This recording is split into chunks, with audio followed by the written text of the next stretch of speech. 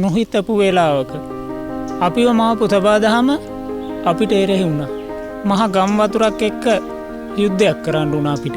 මේ වාගේ ව්‍යසන අපිට ලොකු පාඩමක් කියලා දෙන්න.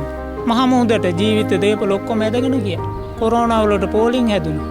නියන් ආවා. නියන් එනකොට බොණ්ඩ වතුර ටික නෑ. ගේ හැම පැත්තටම කඩා වැටිලා. පොඩි වෙලාවකින් හිත හැදුවා. ඉන්න තැනක් හදාගත්තා. උයන්න තැනක් හදාගත්තා. වැසිකිලි කරන්න හදාගත්තා. රුපියල හොයන වැඩේට හිත යොමු කෙරුවා. ගත්තා උදැල්ල බැස්සා කුඹුරට කුඹුර සකස් කරා. ඕම් පටන් ගත්තා. ඉතින් අපි නැගිටිමු. ඊළඟට එනවා අලුත් අවුරුදු. ඒ අවුරුදු කණ්ඩ අපි හැමෝටම සතුටින් අවස්ථාව උදා වේවා කියලා මං හදවතින් ප්‍රාර්ථනා කරනවා. ශ්‍රී ලාංකික අපි නොඑක් බාධා හමුවේ වැටුණු සෑම මොහොතකම පෙරටත් වඩා සවියෙන් දිරියෙන් නැංගී සිටියෙමු. ඔව් අපි වෙනුවෙන් අපේම ආදරණීයයන් වෙනුවෙන් අපේ රටේ හෙට දවස වෙනුවෙන් දිරියෙන් නැංගිටිමු.